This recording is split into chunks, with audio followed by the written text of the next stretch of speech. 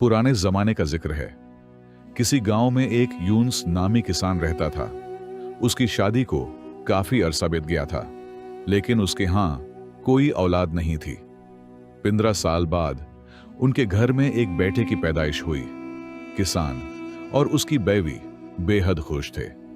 आसपास के सारे लोग उन्हें मुबारकबाद देने के लिए आ रहे थे। उसी दिन सुबह के वक्त किसान के घर के बाहर एक बूढ़ा भीख मांगने के लिए आ पहुंचा। बूढ़े दरवेश ने सदा लगाई, क्योंकि आज किसान के घर में खुशी का माहौल था। इसलिए उसने दरवेश को अंदर बुला लिया और बैठने के लिए जगह दी। जब बूढ़ा दरवेश बैठ गया तो किसान ने उससे कहा, बाबा जी, हमारे घर में बहुत लंबे अरसे के बाद एक बच्चे की पैदाइश हुई है। आप मेहरबानी फरमाकर इसका नाम रख दीजिए। बूढ़े दरवेश ने जैसे ही बच्चे को अपनी गोद में उठाया तो उसने देखा कि बच्चे के बाजू पर एक खास निशान बना हुआ है। बूढ़े दरवेश ने मुस्कुराकर कहा, बेटा, तुम्हारा ये बेटा एक दिन खलीफा बनेगा। इसकी शादी 16 साल की उम्र में इसी रियासत के खलीफा की बीवी की बेटी यानी शहजादी से होगी, और फिर वो इस है रियासत का खलीफा बन जाएगा। बूढ़े दरवेश की ये बात सुनकर यूनुस बहुत खुश हुआ।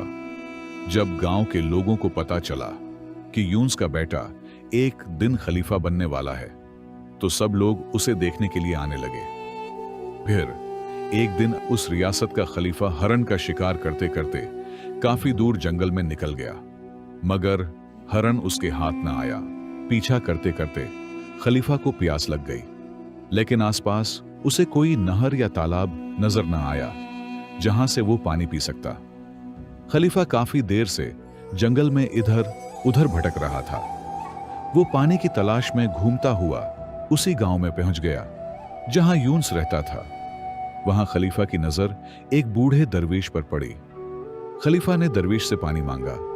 बूढ़े दरवेश ने उसे रुकने को कहा और बूढ़ा दरवेश अपनी जुहून पड़ी के अंदर से पानी लेने चला गया।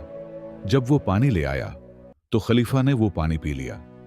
पीने के बाद खलीफा ने देखा कि बाहर बहुत से लोग एक तरफ इकट्ठे होकर जा रहे हैं। उसने बूढ़े दरवेश से उन लोगों के बारे में पूछा।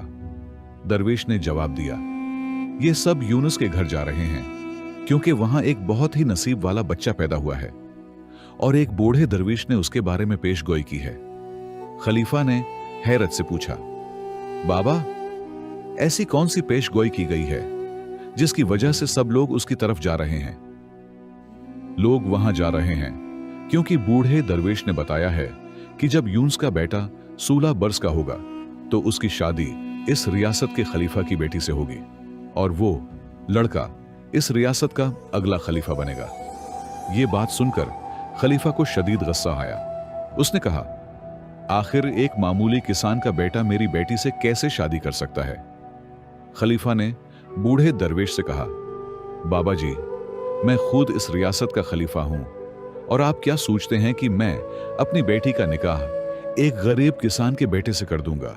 बूढ़े दरवेश ने नहायत सुकून से जवाब दिया, बेटा, जो कुछ किसी के नसीब में लिख दिया जाए उसे कोई मिटा नहीं सकता।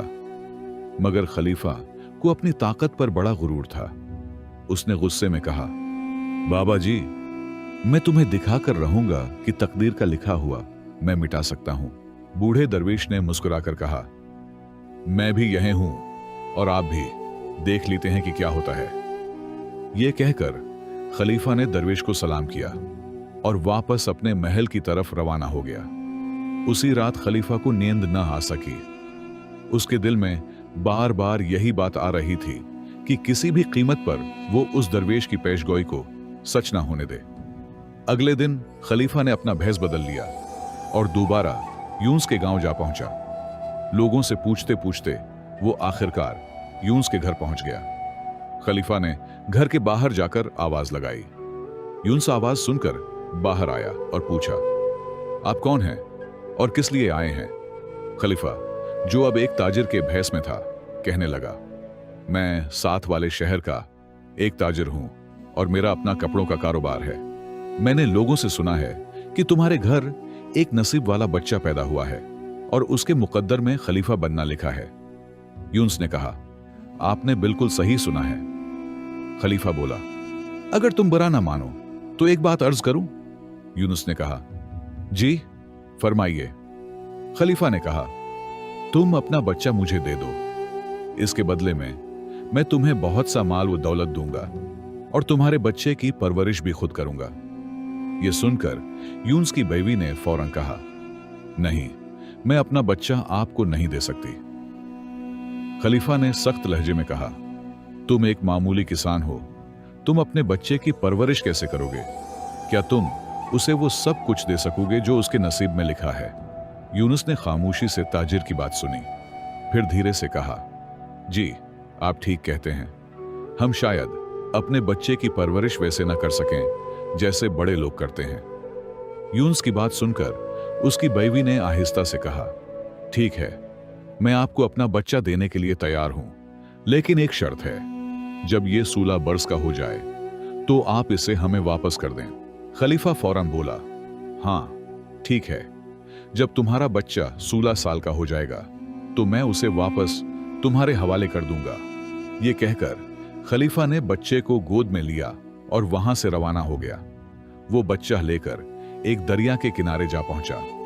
असल में खलीफा के दिल में इरादा था कि वो बच्चे को दरिया में छोड़ दे ताकि वो मर जाए और यूं दरवेश की कही गई पेश गोई कभी पूरी ना हो।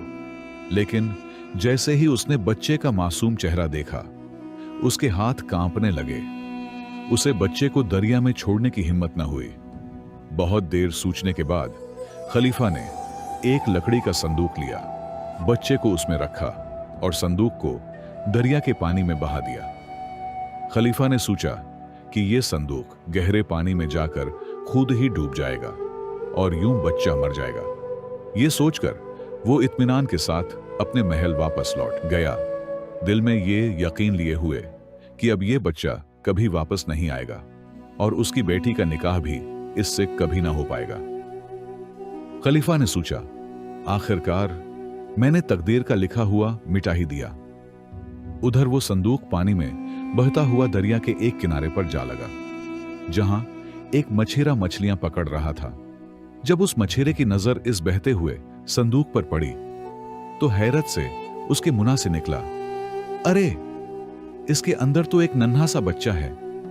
वो हैरान रह गया क्योंकि उस मछेरे की अपनी कोई औलाद न थी। उसने उस बच्चे को अपने घर ले जाने का फैसला किया। जब मछेरा की बीवी ने उस बच्चे को देखा तो वो बहुत खुश हुई। उसने अपने शौहर से पूछा, ये बच्चा किसका है, कहां से लाए हो? मछेरे ने उसे सारा वाकया बता दिया कि वो बच्चा उसे दरिया में बहता हुआ एक संदूक में मिला था। दोनों मियां बीवी ने हाथ जोड़कर खुदा का शुक्र अदा किया कि उन्हें एक प्यारा बच्चा अता हुआ है। अब वो बच्चा मछेरा के घर में पलने लगा। मछेरे ने उस बच्चे का नाम हारिस रखा। इसी तरह वक्त गुजरता गया और हारिस आहिस्ता आहिस्ता बड़ा होने लगा। 16 साल बीत गए। अब हारिस एक नहायत ज़हीन, समझदार और नेकसीरत नौजवान बन चुका था। एक दिन वो अपने उस्ताद से तालीम हासिल कर रहा था। उस्ताद जो कुछ भी सवाल पूछता तो हारिस फौरन उसका दुरुस्त जवाब दे देता। ये देखकर उस्ताद बहुत मुतासिर हुआ और कहने लगा, हारिस, तुम तो नहायत समझदार और इल्म वाले हो, तुम आगे चलकर बहुत बड़े आदमी बनोगे। उस्ताद अभी हारिस की तारीफ कर ही रहा था कि अचानक उधर से वही खलीफा गुजर रहा था, जो किसी दूसरे इलाके में किसी जरूरी काम के लिए जा रहा था। जब खलीफा की नजर हारिस पर पड़ी तो वो वहीं रुक गया। कुछ देर उसे गौर से देखता रहा, फिर उससे पूछा, बेटा, तुम कौन हो, कहां रहते हो और तुम्हारे वालिद का क्या नाम है? हारिस ने अदब से जवाब दिया, हुजूर, मैं एक मछेरे का बेटा हूं। यह सुनकर खलीफा कुछ सोच में पड़ गया, मगर कुछ कहे बगैर आगे बढ़ गया। तो वो सीधा मछेरे के घर गया। वहां पहुंचकर उसने कहा, तुम्हारा बेटा बहुत ही अक्लमंद और समझदार है। मछेरे ने आजिजी से कहा, आलम पनाह, मैं उसका असल बाप नहीं हूं, मैंने तो बस उसकी परवरिश की है, लेकिन वो मेरे लिए सगे बेटे से भी बढ़कर है। यह सुनकर खलीफा हैरान हुआ और पूछा, अगर ये लड़का तुम्हारा बेटा नहीं है तो फिर ये तुम्हें कहां से मिला? मछेरे ने सारा वाकया तफसील से बयान किया कि किस तरह वो दरिया के किनारे मछलियां पकड़ रहा था और उसे दरिया में बहता हुआ एक लकड़ी का संदूक मिला जिसमें यह बच्चा था। जब खलीफा ने यह कहानी सुनी तो खलीफा का चेहरा सुर्ख हो गया। अब वो बखूबी समझ चुका था कि यह वही बच्चा है जिसे उसने 16 साल पहले दरिया में बहा दिया था। खलीफा और मछेरा अभी हैं उसी बात पर गुफ्तगू कर रहे थे कि इतने में हारिस वहां आ पहुंचा। जब खलीफा ने उसे देखा तो दिल में एक चाल चलने का मंसूबा बनाया। उसने मछेरे से कहा, मुझे आगे एक जरूरी काम के लिए जाना है। अगर आप अपने बेटे के हाथ मेरा एक खत मेरी बीवी तक पहुंचा दें तो मैं उसे सोने की 100 अशरफियां दूंगा। हारिस ने खुशदिली से जवाब दिया, जी आलम पनाह, क्यों नहीं, मैं आपका खत जरूर पहुंचा दूंगा। लेकिन खलीफा ने उस खत में चुपके से एक खफिया तहरीर लिखी और अपनी मुहर भी लगा दी। फिर खत हारिस को देते हुए कहा, बेटा ये लो, ये पैगाम मेरी बीवी तक जरूर पहुंचा देना। हारिस खत लेकर रवाना हो गया। वो चलता रहा यहां तक कि घना जंगल आ गया। जंगल इतना घना था कि उसे लगा जैसे वो रास्ता भूल गया है। रास्ता तलाश करते करते उसे रात हो गई। रात बसर करने के लिए वो कोई जगह ढूंढने लगा। अचानक उसकी नजर एक झोंपड़ी पर पड़ी। हारिस ने सोचा, रात यहीं गुजार लेती हूं, सुबह होते ही आगे का सफर तय करूंगा, और झोंपड़ी के अंदर दाखिल हो गया। अंदर जाकर उसने देखा कि एक बूढ़ी औरत चूल्हे पर खाना पका रही थी। वो उसके पास गया और कहने लगा, मैं किसी काम से जंगल की तरफ आया था, लेकिन अब बहुत रात हो गई है, अब जंगल में जान का खतरा है। बूढ़ी औरत हारिस की बात सुनी और उस पर तरस आ गया। उसने कहा, बेटा तुम्हारी बात ठीक है, लेकिन मैं तुम्हें एक बात बता दूं, ये झोंपड़ी डाकुओं का अड्डा है और मैं इन्हीं की तरफ से यहां खाना पकाती हूं। वो किसी को भी जिंदा नहीं छोड़ते, खास तौर पर अगर किसी के पास कुछ कीमती चीज हो। हारिस ने कहा, मां जी, मेरे पास तो कुछ खास नहीं है, बस ये खत है जो मुझे खलीफा की बीवी तक पहुंचाना है। ये सुनकर बूढ़ी औरत चौंक गई। वो फौरन समझ गई कि मामला संगीन है। उसने हारिस से खत लिया और पूछा, क्या मैं ये खत देख सकती हूं बेटा? हारिस ने नरमी से कहा, जी मां जी, लेकिन खत पर खलीफा की मुहर लगी है और ये सिर्फ खलीफा की बीवी के लिए है। बूढ़ी औरत ने कहा, बेटा तुम पर खतरा मुंडला रहा है। इसी वक्त डाकू भी वहीं पहुंच गए। उन्होंने लड़के को देखा और फिर सामने पड़े खत को पढ़ने लगे। जैसे ही डाकुओं ने वो खत पढ़ा, उनके चेहरों पर हैरत और गुस्से के आसार जाहिर हो गए, क्योंकि खलीफा ने उस खत में खलीफा की बीवी को यह हुक्म दिया था, जिस लड़के के हाथ ये खत तुम तक पहुंचे उसे फौरन कत्ल कर दिया जाए। ये वही है जिससे हमारी बेटी का निकाह होने वाला था। मैंने तकदीर को मिटा दिया है, अब इसे भी मिटा देना। ये पढ़कर डाकू एक दूसरे की तरफ देखने लगे।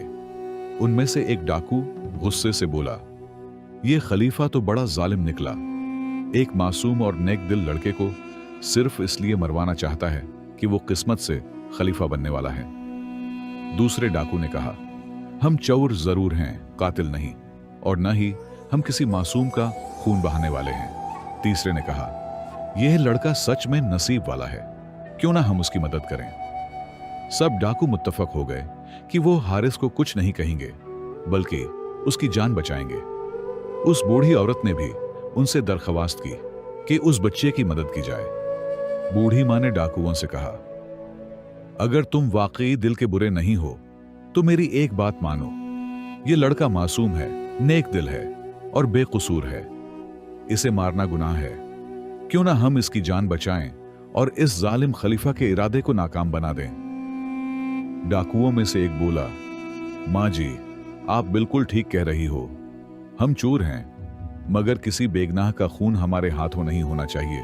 दूसरे डाकू ने कहा, आओ ऐसा करते हैं कि हम उस खफिया खत को बदल देते हैं और उसकी जगह एक नया खत लिख देते हैं। बड़ी औरत ने कहा, हाँ ऐसा खत लिखो जिसमें यह लिखा हो कि जिस लड़के के हाथ ये पैगाम पहुंचे उसकी फौरन खलीफा की बेटी से शादी कर दी जाए।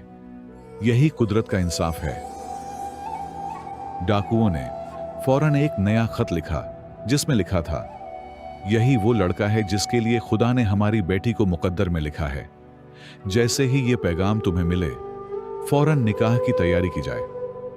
खत पर वही खलीफा की मुहर भी लगा दी जो पहले खत पर थी, ताकि किसी को शक ना हो। चूंकि खत पर खलीफा की मुहर लगी हुई थी और अंदाजे तहरीर भी वही था, इसलिए खलीफा की बीवी ने ज्यादा देर सोचा नहीं। उसने सोचा, अगर मेरे शौहर ने खुद ये फैसला किया है तो जरूर किसी हिकमत से होगा। हो सकता है ये लड़का कोई खास आदमी हो जिसकी किस्मत में बादशाही लिखी हो। चंद लम्हों बाद उसने हुक्म जारी कर दिया कि फौरन निकाह की तैयारियां की जाएं। यूं महल के खादिम दौड़ पड़े। शहजादी को निकाह के लिए तैयार किया गया और हारिस, जो सादा दिल और नेक नौजवान था, न जाने उस खत में क्या लिखा है, बस अदब से महल के हुक्म को कबूल करता गया। कुछ ही देर में शाही दरबार में निकाह की तकरीब सादगी मगर शान व शौकत से मुकम्मल हुई। हारिस और शहजादी का निकाह हो गया। कुछ उर्से बाद जब खलीफा वापस महल आया तो उसकी बेटी महल में न थी। उसे कुछ ताशविश हुई तो उसने फौरन वो खत मंगवाया और खोलकर पढ़ा तो उसकी आंखें हैरत से पहटी की पहटी रह गईं। खत में लिखा था, यह लड़का निहायत अक्लमंद, नेकसीरत और इज्जतदार है। इसे फौरन शहजादी से निकाह करके हमारे खानदान का हिस्सा बनाया जाए। मैं अपने वापस आने से पहले यह निकाह मुकम्मल देखना चाहता हूं। यह पढ़ते ही खलीफा के चेहरे का रंग उड़ गया। वो गुस्से, हैरत और खौफ के मिले जुले जज्बात में डूब गया। उसने फौरन सिपाहियों को हुक्म दिया, जाओ और हारिस को गिरफ्तार करके यहां लाओ। सिपाही फौरन गए और हारिस को पकड़ कर ले आए। खलीफा ने गुस्से से हारिस से कहा, तुमने धोखे से मेरी बेटी से निकाह कर लिया, लेकिन मैं तुम्हें अपना दामाद हरगिज कबूल नहीं करूंगा। हारिस ने खलीफा की बात सुनकर अदब से कहा, मगर खलीफा, मैंने आपके साथ कोई धोखा नहीं किया। खलीफा ने हारिस की बात काटते हुए कहा, तुम मुझे बेवकूफ बनाना चाहते हो, लेकिन याद रखो मैं ये निकाह कभी कबूल नहीं करूंगा। अभी दोनों की बात चल ही रही थी कि एक सिपाही दौड़ता हुआ आया और खलीफा से कहा, हुजूर, बाहर एक बूढ़ा दरविश आया है, वो इसी वक्त आपसे मुलाकात करना चाहता है। खलीफा ने फौरन हुक्म दिया, उसे अंदर बुलाया जाए। जब दरवेश अंदर आया तो खलीफा एहतिरामन खड़ा हुआ, उसे सलाम किया और उसके आने की वजह पूछी। दरवेश ने मुस्कुराकर कहा, खलीफा सलामत, लगता है आपने मुझे पहचाना नहीं। खलीफा ने कहा, नहीं बुजुर्ग, माजिरत चाहता हूं, मैंने आपको नहीं पहचाना। तो दरवेश ने मुस्कुराते हुए कहा, मैं वही हूं जिसे आज से 16 साल कबल आपने कहा था कि किस्मत का लिखा मिटाकर दिखाऊंगा। जैसे ही खलीफा ने यह सुना, खलीफा एकदम हैरान रह गया। उसे सब कुछ याद आ गया, वो दरिया, वो लकड़ी का संदूक और दरवेश की कही हुई बातें। बूढ़े दरवेश ने मुस्कुराकर कहा, क्यों खलीफा, क्या किस्मत का लिखा मिटा दिया तुमने? खलीफा ने शर्मिंदगी से नजरें झुका ली और आहिस्ता से कहा, नहीं बाबा जी, मैं किस्मत के हाथों हार गया। दरवेश ने कहा, याद रखो खलीफा, किस्मत के लिखे को कोई नहीं मिटा सकता। अब वक्त आ गया है कि तुम हारिस को अपना दामाद कबूल करो और उसे अपना तख्तु ताज सौंप दो। खलीफा ने आजिजी से कहा, दरविश जी, जैसा आप फरमाएंगे वैसा ही होगा। यह कहकर दरविश रुखसत हो गया। उधर खलीफा ने हारिस को गले लगाया, उससे माफी मांगी और उसे सल्तनत का सारा इख्तियार दे दिया। तो प्यारे दोस्तों, इस कहानी से हमें यह सबक मिलता है, किस्मत का जो लिखा है वो होकर रहता है। कोई बादशाह, कोई ताकत, कोई साजिश उसे बदल नहीं सकती। और जो अल्लाह पर भरोसा रखता है, कामयाबी आखिरकार उसी के कदम चूमती है।